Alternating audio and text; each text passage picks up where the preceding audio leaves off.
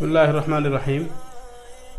ماضی اور مضارع کی تفصیل مکمل ہو چکی ہے۔ ماضی اور مضارع کے بعد نمبر آتا ہے فعل امر کا۔ امر کے معنی حکم دینے کے ہوتے ہیں۔ اگر ہم غور کریں کہ جو فعل کا نام ہے اسی فعل کے نام سے فعل کی تعریف سمجھ میں آ سکتی ہے۔ مثال کے طور پر ماضی کے معنی گزرا ہوا یعنی جس میں زمانہ گزرا ہوا ہو، مضارع تھنوں والا یعنی جس میں دو زمانے ہوں، امر حکم یعنی جس میں حکم دیا جائے، نہیں روکنا نہا ینہا یعنی جس سے روکا جائے۔ تو اگر ہم اس کے صرف لفظ پر اور اس کے نام پر غور کر لیں تو نام پر غور کرنے سے کیا ہو سکتا ہے، اس فعل کے معنی ہماری سمجھ میں آ سکتے ہیں۔ فعل امر کی بنیادی اعتبار سے دو قسمیں ہوتی ہیں، مزید قسمیں آپ پڑھیں گے اور سنیں گے وہاں پتہ چلے گا۔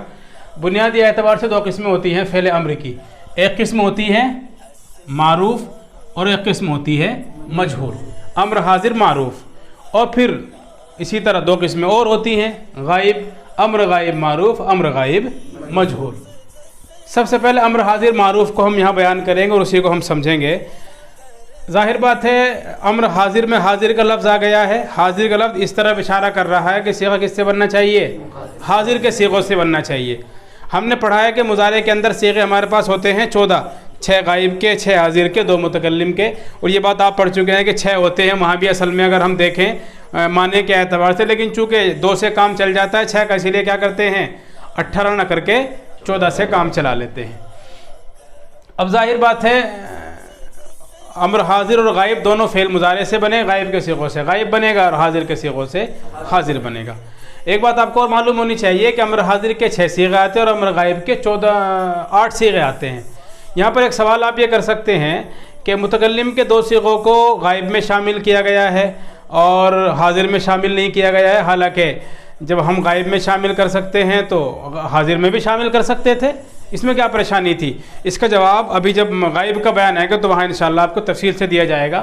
ابھی آپ اس طرح نظر نہ کر کے صرف آپ دیکھیں امر حاضر معروف کو۔ کس کو دیکھیں آپ؟ امر حاضر معروف کو دیکھیں۔ امر حاضر معروف کے لیے ہمیں مضارع کی ضرورت پڑے گی اور مضارع کے حاضر کے 6 صیغوں کی ضرورت پڑے گی۔ میں لکھ دیتا ہوں تاکہ ذرا سمجھنے میں آسانی ہو۔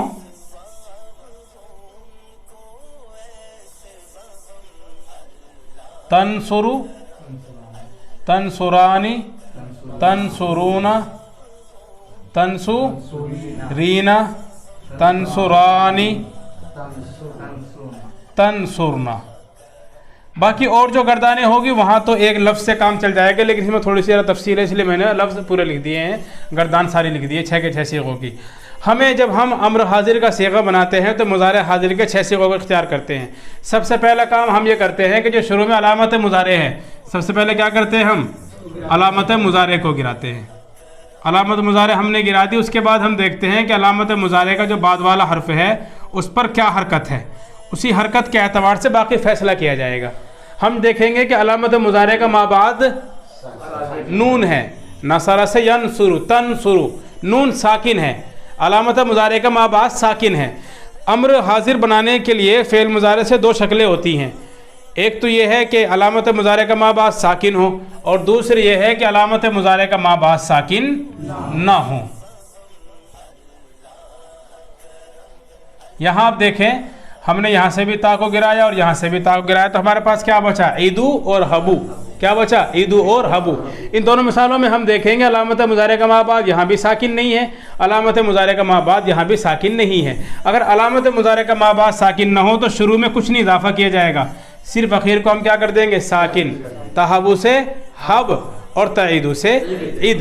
لیکن اگر علامت مضارع کا ما بعد ساکن ہو تو صرف علامت کو گرا دینے سے اور بنا کچھ لگائے کام نہیں چلے گا۔ اب ظاہر بات ہے کام کیوں نہیں چلے گا، اس کی ایک وجہ ہے۔ مثال کے طور پہ آپ کے پاس لفظ ہے تنصرو، کیا لفظ ہے آپ کے پاس؟ تنصرو آپ کے پاس لفظ ہے۔ اب یہ تو ہم نے گرا دیا تا جو متحرک تھا، نون رہ گیا ہمارے پاس ساکن، نون کیا رہ گیا؟ اب جب فا کلمہ یعنی پہلا حرف، فا کلمہ نہ کہیں بلکہ پہلا حرف ہے تو فائی کلمہ، لیکن یہاں کیا کہیں گے ہم پہلا حرف، لفظ کا پہلا حرف ساکن ہے تو ساکن سے آپ کیسے پڑھیں گے؟ نہیں پڑھ سکتے۔ پہلا حرف اگر ساکن ہو تو آپ نہیں پڑھ سکتے، تو کیا کرنا پڑے گا، اس ساکن کو متحرک کرنا پڑے گا، اور متحرک کرنے کی آپ کی معقول وجہ سمجھ میں نہیں آتی ہے، لہذا نہ تو متحرک کرتے ہیں نہ ساکن سے پڑھتے ہیں۔ شروع میں کیا کر دیتے ہیں ہم ایک اضافہ کر دیتے ہیں الف کا، لیکن جب اس کو پڑھتے ہیں تو وہ کیا کہلاتی ہے؟ حمزہ کہلاتی ہے۔ اور اس حمزہ کا نام کیا ہوتا ہے؟ حمزہ وصلی ہوتا ہے. حمزہ وصلی. حمزے دو طرح کی ہوتی ہیں. ایک ہوتی ہے حمزہ قطعی، وہ صرف باب افعال کے شروع میں ہوتی ہے. باقی جہاں بھی آپ کو امر وغیرہ میں جہاں بھی آپ کو حمزہ ملے گی ساری کون سی ہوگی؟ وصلی ہوگی. اس کو یہ سمجھ لیجئے کہ وہ حمزہ کے جب ملا کر کسی حرف یا لفظ کے ساتھ اس لفظوں کو پڑھا جائے تو وہ گر جاتی ہے، حالت وصل کلام میں ساقط ہو جاتی ہے. اس حمزہ کا نام ہے حمزہ وصلی. اور جو حمزہ ایسی ہو کہ اکیلی ہو تب بھی اس کو پڑھا جائے، کسی کے ساتھ ملا کر پڑھے تب بھی اس کو باقی رکھے، حالت وصل کلام میں جو ساقط نہ ہو اسی کا نام حمزہ قطعی ہے. حالت وصل کلام میں ساقط نہ ہو تو حمزہ قطعی، اور حالت وصل کلام میں ساقط ہو تو حمزہ وصلی. یعنی اس لفظ کو کسی دوسرے حرف یا لفظ کے ساتھ ملا کر پڑھنے پر جو حمزہ باقی رہے اسی کا نام وصلی نہیں قطعی، اور جو باقی نہ رہے وہ حمزہ وصلی. یا اس کو یوں سمجھیے کہ ملانے اور اکیلے دونوں صورتوں میں جو حمزہ باقی رہے وہ قطعی، اور جو حمزہ اکیلی ہو تو باقی رہے، جیسے انصر اکیلی ہے باقی ہے، لیکن جب ملا کر پڑھا جائے تو ملانے کی صورت میں کیا ہو جائے؟ حذف. جیسے وانصر اخاکا، وانصر اخاکا ملایا تو حمزہ کیا ہو گئی؟ گر گئی. اس حمزہ کا نام حمزہ وصلی ہوتا ہے. شروع میں ہم نے حمزہ کا استعمال کیا، علامت مضارع کو ہم نے گرایا تھا تو اس کا بعد والا حرف ساکن تھا، ساکن کو نہ متحرک کر سکتے نہ حذف کر سکتے، لہذا بچنے کے لیے ہم نے کیا کیا؟ شروع میں حمزہ کا استعمال کیا. اس حمزہ کا نام حمزہ وصلی رہے گا. یہاں پر ایک سوال اور یہ پیدا ہوتا ہے، ہم دیکھتے ہیں کہ مختلف صیغوں میں حمزہ پر کبھی زبر کبھی زیر کبھی پیش آ جاتا ہے، تو کیا کہیں بھی حمزہ پر زبر حمزہ پر زیر حمزہ پر پیش دیں گے؟ کوئی اصول ہے اس کا؟ اس کا ایک ضابطہ ہے. ضابطہ کیا ہے؟ مثال کے طور پہ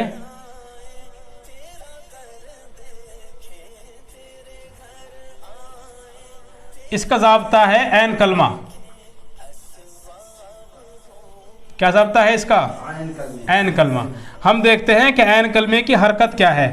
عین کلمے کی حرکت کے اعتبار سے اس کا فیصلہ کیا جاتا ہے. ہمارے پاس مضارع میں عین کلمے پر 3 حرکتیں. ہر بات ہے مضارع سے بنا ہے، امر کس سے بنا ہے؟ مضارع سے، تو مضارع کی حرکت کا اعتبار کیا جائے گا. ہمارے پاس مضارع میں 3 وزن ہوتے ہیں. عین کلمے پر زبر تفتح، عین کلمے پر زیر تضربو، عین کلمے پر پیش تنصرو یا تقتلو. اگر مضارع کے عین کلمے پر زبر ہو یا عین کلمے پر زیر ہو، ہم ان دونوں کو ایک ساتھ کر لیتے ہیں، اس کو اور اس کو الگ کر دیتے ہیں. اگر عین کلمے پر زبر یا زیر ہو تو حمزہ کیسی آئے گی؟ زیر والی. اور اگر عین کلمے پر پیش ہو تو حمزہ پیش والی آئے گی. 3 تھی علامتیں، یعنی 3 وزن تھے. عین کلمے پر پیش والا تو حمزہ پیش والی، عین کلمے پر زبر عین کلمے پر زیر تو حمزہ زیر والی، عین کلمے پر زبر عین کلمے پر زیر تو حمزہ پر زیر، عین کلمے پر پیش تو حمزہ پر پیش. اب مثال کے طور پر تفتح سے کیا بنے گا مضارع؟ امر افتح، اور تقتلو سے اقتل، تضربو سے اضرب. حمزہ کو ہم نے زیر کیوں دیا؟ اس لیے کہ عین کلمے پہ زیر ہے. حمزہ کو ہم نے پیش کیوں دیا؟ اس لیے کہ عین کلمے پر پیش ہے. حمزہ کو ہم نے زبر کیوں دیا؟ اس لیے کہ عین کلمے پر زیر ہے. تو زبر زیر، حمزہ زیر کے ساتھ، اور اگر عین کلمے پر زبر ہو تو حمزہ پیش کے ساتھ آئے گی. سب سے پہلا کام تو یہ ہوا کہ ہم نے شروع میں علامت مضارع گرایا اور پھر اس کے بعد حمزہ کا استعمال کیا. حمزہ کا استعمال عین کلمے کے اعتبار سے، عین کلمے پر زبر عین کلمے پر زیر تو حمزہ پر بھی زیر، اور اگر عین کلمے پر پیش ہو حمزہ پر بھی کیا آئے گا؟ پیش آئے گا. نمبر 1 تو کام یہ ہوتا ہے. علامت مضارع کو گرانے کے بعد اگر ما بعد ساکن نہ ہو تو حمزہ کی ضرورت نہیں ہے، ما بعد ساکن ہو تو شروع میں حمزہ کا استعمال کیا جائے گا. نمبر 2 کام کیا ہوگا؟ نون اعرابی گر جائے گا. نمبر 2 کام نون اعرابی گر جائے گا. انصر انصرا، انصرو انصری انصرا، 4 صیغوں میں تھا نون اعرابی، کیا کر دیا ہم نے؟ گرا دیا. نمبر 3 جب مؤنث حاضر میں نون ضمیر تھا اپنی جگہ پر کیا رہے گا؟ باقی رہے گا. 3 کام ہوئے. نمبر 4 اگر کوئی لفظ ہمارے پاس ایسا آ جائے جس کے آخر میں حرف علت حمزہ، حرف علت الف، حرف علت واو یا حرف علت یا آ جائے تو اسے ہم کیا کریں گے؟ امر بناتے سمے اسے ہم گرا دیں گے. عام طور سے یہ مثال لکھی جاتی ہے، ہم اسی کو لکھ لیتے ہیں. ترمی سے ارمی، تخشا سے اخشا، تدعو سے ادعو. 4 کام ہوئے. نمبر 1 حمزہ کا استعمال، نمبر 2 نون اعرابی کا سقوط، نمبر 3 نون ضمیر کی بقا ثبوت، اور نمبر 4 آخر میں حرف علت یا الف یا واو، کوئی دونوں میں تینوں میں سے آ جائے تو وہ بھی کیا ہو جائے گا؟ گر جائے گا۔ آخر میں حرف علت اگر ہو تو گرے گا، نون اعرابی ہو تو وہ بھی گرے گا، نون ضمیر ہو تو وہ باقی رہے گا، اور آخر میں کیا ہو؟ پیش اگر ہو تو کیا بن جائے گا؟ وہ جزم سے بدل دیں گے۔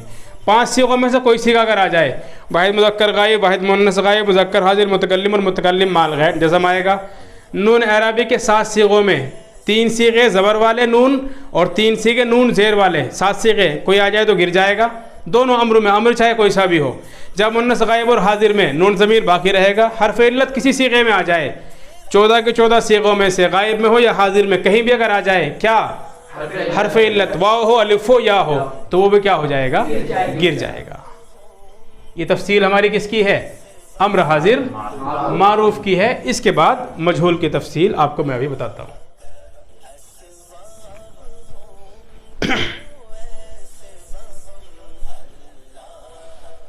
امر حاضر معروف کی تفصیل آ چکی ہے۔ امر حاضر معروف مضارع حاضر کے معروف کے 6 صیغوں سے بنتا ہے، اس کی تفصیل آ چکی ہے۔ امر حاضر کو ہم 6 حصوں میں تقسیم کرتے ہیں جن کا عام طور سے استعمال ہوتا ہے۔ اب دیکھ سکتے ہیں بورڈ پر امر حاضر کی 6 کی 6 قسمیں لکھی ہوئی ہیں۔ نمبر 1 امر حاضر معروف، نمبر 2 امر حاضر مجہول، نمبر 3 امر حاضر معروف بانون ثقیلہ، نمبر 4 امر حاضر معروف بانون خفیفہ، نمبر 5 امر حاضر مجہول بانون ثقیلہ، نمبر 6 امر حاضر مجہول بانون خفیفہ۔ 3 قسمیں معروف کی، 3 قسمیں مجہول کی ہیں۔ ظاہر بات ہے مضارع کی طرح سے نون ثقیلہ خفیفہ دونوں کا استعمال ہوتا ہے۔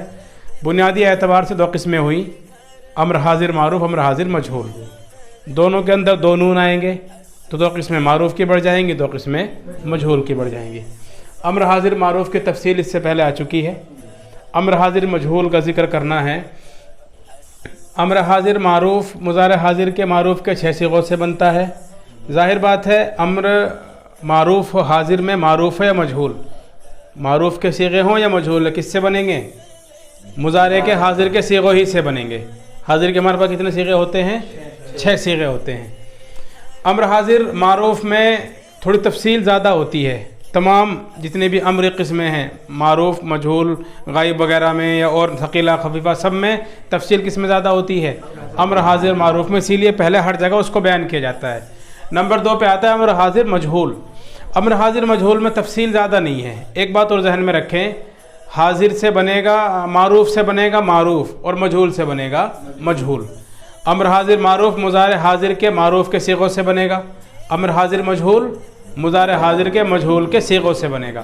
امر مجہول بنانے کے لیے سب سے پہلے ہم مضارع کے حاضر کے صیغے بناتے ہیں مجہول والے۔ مثال کے طور پہ فتح یفتح سے لے جائیں، تفتح، تفتحانی، تفتحون، تفتحین، تفتحانی، تفتحنا، حاضر کے 6 صیغے آ گئے مجہول کے۔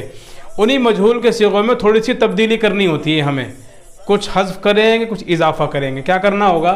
مثال کے طور پہ ہمارے پاس ایک صیغہ ہے تفتح، ظاہر بات ہے مضارع مجہول کا صیغہ واحد مذکر حاضر ہے، ہمیں اس سے امر حاضر مجہول بنانا ہے۔ مضارع معروف میں، امر حاضر معروف میں آپ نے دیکھا تھا، مضارع معروف سے جب ہم نے بنایا تھا علامت مضارع کو ہم نے حذف کیا تھا اور اس کے بعد شروع میں حمزہ کا استعمال کیا تھا۔ امر حاضر مجہول میں علامت مضارع کو حذف کرنے کی ضرورت نہیں ہے، وہ جو کا تو رہے گا، صرف میں اضافہ کیا جائے گا۔ کیا کریں گے ہم؟ لام امر کا اضافہ کریں گے۔ لام امر ہمیشہ مکسور ہوتا ہے، لام امر کا اضافہ کریں گے، کیا بن جائے گا؟ لتفتحوا۔ کیا بن جائے گا؟ لتفتحوا۔ ظاہر بات ہے لام امر جازم ہے، لام امر لائے نہیں، ان لما 5 آ چکے ہیں، لام امر جازم ہے۔ جب جازم فعل مضارع کے شروع میں آتا ہے تو کیا کر دیتا ہے؟ اس کے آخر کو پیش سے جزم میں بدل دیتا ہے۔ جو کام لم کرتا ہے وہی سارے کام کرے گا۔ مثال کے طور پہ جن صیغوں میں نون اعرابی آئے گا وہاں نون اعرابی گرا دے گا، جن صیغوں میں ضمیر ہوگا وہاں کچھ نہیں کرے گا۔ جازم آخر میں حرف علت ہو اس کو گرا دیتا ہے، لام بھی کیا کرے گا؟ آخر میں حرف علت ہو تو اس کو گر جائے گا۔ مضارع حاضر کے مجہول کے صیغوں سے بنے گا۔ علامت مضارع کو باقی رکھیں گے، علامت مضارع کو باقی رکھ کر شروع میں لام امر لام مکسور لگائیں گے۔ لام امر یعنی لام مکسور کا اضافہ کریں گے آخر کو، جن صیغوں میں پیش ہوگا وہاں جزم دیں گے، جن صیغوں میں نون اعرابی ہوگا نون اعرابی کو گرا دیں گے، جن صیغوں میں نون ضمیر ہوگا اپنی حالت پر باقی رہے گا۔ اگر کوئی صیغہ ایسا ہو کہ اس کے آخر میں حرف علت آ جائے، جیسے میں نے پہلے گردان میں بتایا تھا آپ کو، رما یرمی وغیرہ گردان میں صیغے لکھے تھے، ترمی، تخشا وغیرہ، اگر آخر میں حرف علت آ جائے تو کیا ہو جائے؟ گر جائے گا۔ مثال کے طور پہ گردان ہم اس طرح کریں گے، لتفتح، لتفتحا، لتفتحو، لتفتحی، لتفتحا، لتفتحنا۔ پوری گردان میں جو مضارع مجہول کی ہمارے پاس حاضر کے صیغوں والی گردان ہے، ان پوری گردان میں 6 صیغوں میں کیا لگا دیں گے؟ لام امر یعنی لام مکسور لگا دیں گے۔ آخر میں جن صیغوں میں نون اعرابی آئے گا، تثنیہ مذکر حاضر، جمع مذکر حاضر، واحد مؤنث حاضر، تثنیہ مؤنث حاضر، 4 صیغوں میں کیا آئے گا؟ نون اعرابی، اسے گرا دیں گے۔ ایک صیغے میں آئے گا نون ضمیر جمع مؤنث حاضر میں، وہ اپنی جگہ پر باقی رہے گا۔ ایک صیغے میں آئے گا پیش واحد مذکر حاضر میں، وہ کیا کر دے گا؟ اسے جزم سے بدل دے گا۔ گردان ہمارے پاس ہو گئی امر حاضر مجہول کی، حذف کچھ نہیں کیا، صرف اضافہ کیا ہم نے شروع میں لام کا اور اخیر میں حرف علت کو حذف کیا، پیش کو گرایا، جزم سے بدلا۔ حرف علت اگر آ جائے تو گرے گا، نہیں آئے تو نہیں۔ یہاں حرف علت نہیں آئے لہذا گرانے کی ضرورت نہیں ہے۔ تیسرے نمبر پر گردان آتی ہے امر حاضر معروف بانون تاکید ثقیلہ۔ امر حاضر معروف کی ہمارے پاس گردان مثال کے طور پہ ایک لفظ ہم لکھ لیتے ہیں، اسما۔ پوری گردان نہیں لکھ رہا ہوں میں، چونکہ گردان ایک صیغے سے باقی آپ صیغے بنا سکتے ہیں، اسی لیے ایک گردان میں زبانی بول دیتا ہوں تاکہ ٹائم ذرا سا بچ سکے۔ ہمارے پاس واحد مذکر حاضر کا صیغہ امر حاضر معروف اسما۔ ظاہر بات ہے امر حاضر معروف میں تو نون کا اضافہ کرنا ہے، جیسے ہم نے مضارع کے اندر ثقیلہ خفیفہ لگائے تھے تو پہلے مضارع بنا تھا نا، اسی طرح ہمیں لگانا ہے کس میں؟ امر حاضر میں، تو پہلے کیا بنا دیں گے؟ صیغہ امر حاضر معروف کا بنا دیں گے۔ امر حاضر معروف کا شروع میں ہم نے کیا لگا دیا؟ نون ثقیلہ لگا دیا، لگ گیا۔ وہ تو میں نے الگ سے لکھا تاکہ آپ کو پتہ چل سکے ہم نے کس طرح سے لگایا ہے۔ ایک بات آپ کو معلوم ہونی چاہیے، مضارع میں جب ہم نے نون ثقیلہ خفیفہ کا استعمال کیا تھا تو نون کے ساتھ ہم نے ایک اضافہ اور کیا تھا۔ نون کا اضافہ تو ہم نے اخیر میں کیا تھا، لیکن شروع میں کیا لگایا تھا؟ ایک لام تاکید لگایا تھا، لام مفتوحہ لگایا تھا۔ لیکن امر میں لام کا استعمال نہیں کرتے، بلکہ آپ سیدھا سا بنا لیجئے امر حاضر معروف کا صیغہ جو آپ کے پاس پہلے سے اب بنا ہوا ہے، اسی معروف کو اٹھائیے اور اسی میں کیا جوڑ دیجئے؟ آخر میں نون ثقیلہ جوڑ دیجئے، بس کچھ اور کرنے کی ضرورت نہیں ہے۔ ایک بات اور ذہن میں رہے، اب ہمارے پاس اس میں ایک ساتھ 2 قاعدے آ گئے، اس میں قاعدہ امر حاضر معروف کا آ گیا اور نون ثقیلہ بھی آ گیا، تو ایک ساتھ دونوں قاعدے چلیں گے۔ جہاں شروع کا تعلق امر والا وہاں امر کا مسئلہ رکھیں گے، جہاں نون آ گیا تو نون کے اعتبار سے قاعدہ نون والا اختیار کیا جائے گا۔ مثال کے طور پہ شروع میں امر والا حمزہ آ جائے گا، پیش کے ساتھ یا زیر کے ساتھ وہ عین کلمے سے تعلق ہوگا علامت مضارع گرانے کے بعد، اور اگر علامت مضارع کا ما بعد ساکن نہ ہو تو شروع میں حمزہ نہیں لگائیں گے، وہ امر والی بات چلے گی۔ لیکن اخیر میں ہم نے نون تاکید کا استعمال کیا ہے، نون تاکید کے آنے سے کچھ تبدیلیاں ہوتی ہیں مضارع میں، تو امر کے اندر بھی ہوں گی۔ مثلا 5 صیغوں میں پیش آتا ہے، جب مؤنث غائب اور حاضر میں الف فاصل آتا ہے، جب مذکر غائب اور حاضر میں واو گرا کر پیش دیتے ہیں، واحد مؤنث حاضر سے یا گرا کر زیر دیتے ہیں، ساتوں نون اعرابی گر جاتے ہیں۔ یہ تبدیلی ہوتی ہے کہ نہیں؟ جو تبدیلی نون ثقیلہ اور خفیفہ کے آنے سے مضارع میں ہوئی تھی، وہی تبدیلی نون کے آنے سے کہاں ہوگی؟ امر میں بھی ہوگی۔ کس میں ہوگی؟ حالانکہ امر الگ ہے مضارع الگ ہے، لیکن جس طرح سے نون ثقیلہ مضارع میں لگا تھا اسی طرح امر میں بھی لگ رہا ہے، لہذا جس طرح تبدیلی مضارع میں ہوئی تھی یہاں بھی کیا ہوگی؟ اسی طرح ہوگی۔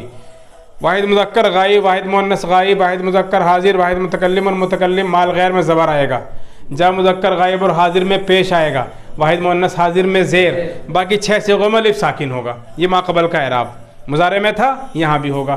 جا مذکر غائب اور حاضر کے صیغے سے واو گرتا تھا مضارع میں، یہاں بھی گرے گا۔ واحد مؤنث حاضر کے صیغے سے مضارع میں نون یا گرتی تھی، یہاں بھی گرے گی، ہے ایسا۔ الف فاصل جمع مؤنث غائب اور حاضر میں آتا تھا مضارع میں، یہاں ضرورت پڑے گی تو یہاں بھی آئے گا، چاہے وہ غائب ہو یا حاضر ہو، یا حاضر میں ایک صیغہ آئے گا تو وہاں ہم لگائیں گے۔ اور اسی طرح سے نون اعرابی گرتا تھا مضارع میں، یہاں بھی ہوتا ہے نون اعرابی، لہٰذا یہاں بھی کیا ہو جائے گا؟ ویسے تو پہلے ہی گر چکا ہے، نون اعرابی امر میں بھی گرتا ہے، ثقیلہ میں بھی گرتا ہے، لہٰذا کیا ہو جائے گا؟ نون اعرابی گر جائے گا۔ گردان اس طرح سے ہوگی۔ اب ظاہر بات ہے یہ ہمارے پاس جزم تھا، امر والا. اب آ گیا نون, تو نون سے پہلے واحد مذکر غائب حاضر کے صیغے میں کیا آتا ہے؟ زبر. اس لیے میں نے کیا کر دیا؟ زبر. اسمعن تثنیہ میں الف ساکن اسمعانی, جمع میں نون سے پہلے پیش اسمعن, واحد مؤنث حاضر میں نون سے پہلے زیر اسمعن, تثنیہ میں نون سے پہلے الف ساکن اسمعانی, جمع مؤنث حاضر میں نون ضمیر کے بعد نون ثقیلہ سے پہلے درمیان میں الف فاصل اسمعنانی, اسمعن اسمعانی اسمعن اسمعن اسمعانی اسمعنانی, افتحن افتحانی افتحن افتحن افتحانی افتحنانی, انصرن انصرانی انصرن انصرن انصرانی انصرنانی. ایک ساتھ دو چیزیں, حمزہ کا تعلق امر سے, نون اور نون کے ماقبل کا تعلق نون ثقیلہ والے قاعدے سے. ایک بات یہاں آپ کے سمجھنے کی اور ہے, ہم نے پڑھا تھا کہ مضارع میں لام تاکید کا استعمال بھی کرتے ہیں اور ضروری ہے, اکیلا نون آتا ہی نہیں استعمال میں, ساتھ میں کیا لانا ضروری ہوتا ہے؟ لام تاکید کا. لیکن امروں میں ایسا کیوں نہیں کرتے؟ ایک سوال ہے. جب ہم مضارع کی ساری گردانوں میں نون کے ساتھ لام کا استعمال بھی کرتے ہیں, نون ثقیلہ ہو یا خفیفہ ہو, لام تاکید مفتوحہ دونوں میں آئے گا, لیکن یہاں ہم لا ہی نہیں رہے ہیں. اکیلا نون تو آپ نے استعمال کر لیا آخر میں, اس کے ساتھ کا ایک اور ہے, اس کو آپ نے استعمال نہیں کیا. حالانکہ آپ نے جہاں تغیرات بحث شروع میں کی تھی, ہم نے وہاں میں نے بتایا تھا کہ ناصب اور جازم اکیلے عمل کرتے ہیں, لیکن نون تاکید اکیلا عمل نہیں کرتا, ساتھ میں کیا ضروری ہے اس کے؟ لام تاکید مفتوحہ کا لانا ضروری ہے. لیکن امر میں ہم لام کا استعمال نہیں کرتے. وجہ کیا ہے اس کی؟ ایک اہم وجہ ہے, قاعدہ تو یہی ہے. لیکن ایک بات آپ بتائیں, جیسے جمع مؤنث غائب اور حاضر کے نون کو ہم کیوں نہیں گراتے؟ اس لیے نہیں گراتے کہ مبنی ہونے کے ساتھ ساتھ وہ جو نون ہے, نون مفتوحہ, وہ صیغے کی پہچان اور علامت ہے, اور علامتیں نہیں گرتی ہے. یہاں آپ دیکھیں مثال کے طور پہ امر کی پہچان ہی شروع میں حمزہ کا آنا ہے. اگر آپ حمزہ گرا دیں گے تو امر ہی ختم ہو جائے گا, یا نہیں ہوگا ایسا؟ بھئی قاعدہ ہے کہ اگر علامت مضارع کا مابعد ساکن ہو تو شروع میں حمزہ کا استعمال کرنا ضروری ہوتا ہے, وہ چاہے مفتوحہ ہو باب افعال میں جیسے ہوتی ہے, یا اکثر صیغوں میں مکسور ہو یا پھر مضموم ہو, کیسی بھی ہو حمزہ ہونی چاہیے اگر علامت مضارع کا مابعد ساکن ہے. اب اگر یہاں پر آپ لام کا استعمال کرتے, مثلا یہ ہم نے لام لگا دیا مفتوح, تو کیسے پڑھیں گے پھر آپ اسے؟ لَإِسْمَعِنَّ, اور ایسا کہیں بھی استعمال نہیں ہوتا, کلام عرب میں استعمال ہی نہیں ہوتا ایسا. اب ظاہر بات ہے آپ یا تو لام کا استعمال کریں یا پھر حمزہ کا استعمال کریں, آپ ایک ساتھ دونوں کا استعمال نہیں کر سکتے. حمزہ کو گراتے ہیں تو امر گرا, حمزہ کو گراتے ہیں تو امر گرا, لام کو گراتے ہیں تو نون تاکید کا ساتھ والا گیا, دونوں میں پریشانی ہے. اب ایک جگہ پر جب دو پریشانی ہوں اور دو مسائل پیدا ہو جائے تو وہاں اصول یہ ہوتا ہے جو ہلکا ہو, یعنی جس سے پریشانی کم ہو اس کو گرا دیا جاتا ہے. جیسے آپ نے دیکھا ہوگا دو ساکن جمع ہو تو حرف علت کو گراتے ہیں, چونکہ وہ کمزور ہے کس کے مقابلے میں؟ حرف صحیح کے مقابلے میں. اب یہاں اگر ہم حمزہ کو گراتے ہیں, حمزہ کو, تو اس سے باب یعنی فعل امر کی پہچان ہی ختم ہو جا رہی ہے. لیکن اگر ہم لام کو گراتے ہیں تو پہچان کا اتنا بڑا مسئلہ نہیں ہے. اصل تو نون ہے, لام اصل ہے ہی نہیں, لام تو اصل ہے ہی نہیں. لام تو ایک معاون ہے, ایک ساتھ والا ہے, اور ساتھ والے کی ضرورت جہاں ہوتی ہے وہیں تو رکھا جائے گا, اور یہاں ساتھ والے کو لگا کر پریشانی پیدا ہو رہی ہے. مثال کے طور پہ کسی سے کوئی آپ کا دوست آپ کے ساتھ کہیں گیا اور کسی سے آپ نے ملاقات کی, لیکن کچھ باتیں راز کی کرنی ہے آپ کو, وہاں ضروری نہیں ہے کہ وہ ساتھ والا آپ کے ساتھ رہے, اس کے آنے سے پریشانی ہوگی, اس کے نہ آنے سے سکون ملے گا. یہاں مسئلہ نون کے ساتھ والا تھا ایک لام, اس کے آنے سے پریشانی ہو رہی تھی باب یعنی فعل امر میں ہو رہی تھی نہیں پریشانی, ہم نے کیا کر دیا؟ پریشانی سے بچنے کے لیے لام کو ہٹا دیا, چونکہ یہاں اس کی ضرورت, اس کے بغیر بھی کام چل سکتا تھا, حالانکہ وہ ہوتا ہے عام طور سے لایا جاتا ہے اس کو, لیکن یہاں اس کی ضرورت نہیں ہے. بڑی پریشانی تھی, لام کے آنے سے حمزہ کا مسئلہ اور حمزہ کے آنے سے لام کا مسئلہ. حمزہ کو ختم کرنے سے پورا فعل ختم ہو رہا تھا, لیکن لام کے ختم ہونے سے کوئی زیادہ فرق نہیں پڑے گا. اس لیے دو مصیبتیں ہوں تو ہلکی والی جھیل لی جاتی ہے اور بڑی سے بچا جاتا ہے. یہاں ہم نے کیا کر لیا؟ حمزہ کو باقی رکھ کر لام سے کیا کر لیا؟ اعتراض کر لیا. اسی لیے آپ دیکھیں گے امر کی گردان میں, امر حاضر کی بات کر رہا ہوں بھی, امر غائب میں بات آئے گی تو وہاں بتاؤں گا. امر حاضر کی گردان میں آپ دیکھیں کہیں بھی آپ کو لام نظر نہیں آئے گا. وجہ یہی ہے کہ لام کے لگانے سے حمزہ کے ساتھ پریشانی پیدا ہو رہی تھی, اسی لیے کلام عرب میں بھی اس کا استعمال نہیں ہے. اب آ جاتے ہیں چوتھی والی قسم پر, امر حاضر معروف مجہول, امر حاضر معروف بانون خفیفہ. امر حاضر معروف بانون خفیفہ. ظاہر بات ہے اس سے پہلے بات آ چکی ہے کہ نون ثقیلہ سب صیغوں میں آتا ہے اور نون خفیفہ سب صیغوں میں نہیں آتا. اس کی وجہ میں نے بتا دی کیوں نہیں آتا، اس کی ایک معقول وجہ ہے.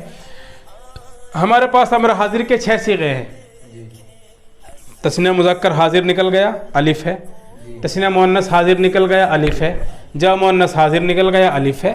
3 صیغے الف کے ہیں. 6 صیغوں میں سے 3 صیغے بغیر الف کے ہیں، لہذا الف والے 3 صیغے نکل جائیں گے اور جو الف والے نہیں ہیں وہ باقی رہیں گے. اس کے علاوہ کچھ کرنے کی ضرورت نہیں ہے. بس جیسے آپ نے یہ والا امر بنایا ہے صرف یہ کر دیں گے کہ اس نون کو آپ ساکن کر دیں گے. مثال کے طور پہ اسما، یہ آپ کا فعل امر ہے، اس کے آخر میں آپ نے لگا دیا نون خفیفہ. اب ظاہر بات ہے نون تو اپنے ماقبل 5 صیغوں میں زبر کا تقاضا کرتا ہے، 2 صیغوں میں پیش کا، 1 صیغے میں زیر کا، 6 صیغوں میں الف کا. نون خفیفہ الف کے 6 صیغے آتے ہی نہیں، اس لیے وہ بحث سے خارج ہے. 8 صیغے آتے ہیں. اب ان 8 میں سے 5 صیغے چلے گئے غائب میں، واحد مذکر غائب، واحد مؤنث غائب اور جمع مذکر غائب، واحد متکلم اور متکلم مال غیر. اب بچے ہمارے پاس 8 میں سے 5 نکل گئے، 3 بچے، واحد مذکر حاضر، جمع مذکر حاضر، واحد مؤنث حاضر. وہ 3 صیغے ہم کہاں لے آئیں گے؟ بانون امر حاضر معروف بانون خفیفہ میں لے آئیں گے. امر حاضر معروف بانون خفیفہ میں لے آئیں گے. ابھی دیکھیں آپ، میں نے امر حاضر معروف کے آخر میں جزم دیا تھا، لگتا ہی ہے، لہذا ہم کیا کریں گے؟ جزم کو الف زبر سے بدلیں گے تو کیا لفظ بن جائے گا ہمارے پاس؟ الگ الگ میں نے لکھا ہے ورنہ ملا کر لکھا جاتا ہے یہ، تاکہ پتہ چلے کہ ہم نے اس طرح سے اس میں اضافہ کیا ہے. بس کوئی فرق نہیں ہے، صرف یہ فرق ہے کہ یہاں نون مشدد ہے اور یہاں نون مشدد نہیں ہے.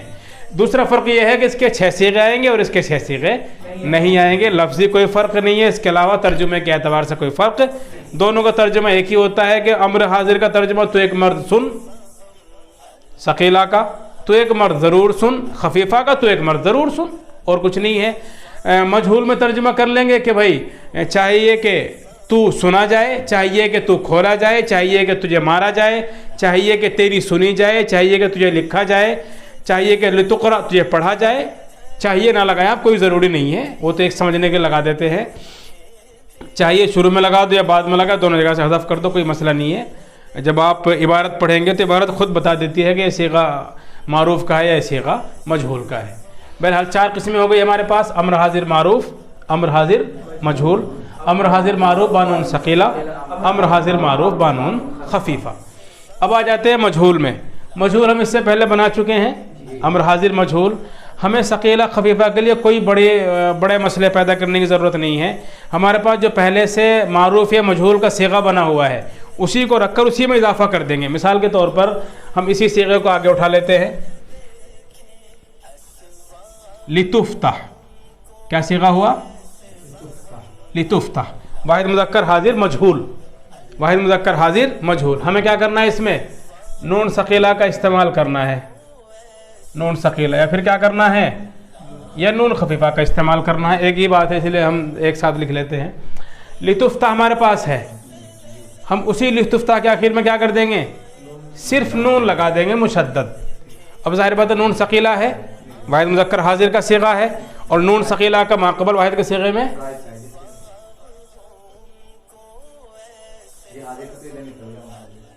امر حاضر مجہول بانون تاکید ثقیلہ. حاضر کی بات چل رہی ہے، غائب کی بات ابھی شروع نہیں ہوئی ہے.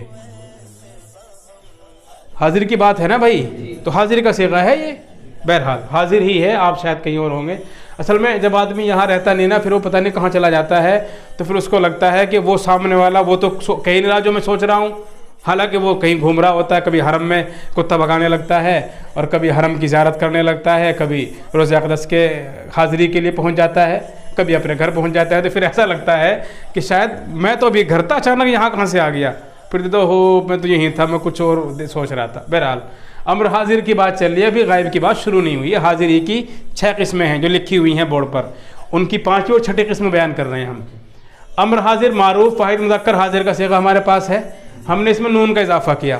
ظاہر بات ہے واحد کے صیغے میں نون سے پہلے زبر آتا ہے، تثنیہ میں الف ساکن، جب مذکر غائب اور حاضر میں پیش، واحد مؤنث حاضر میں زیر. ہم اس جزم کو کیا کر دیں گے؟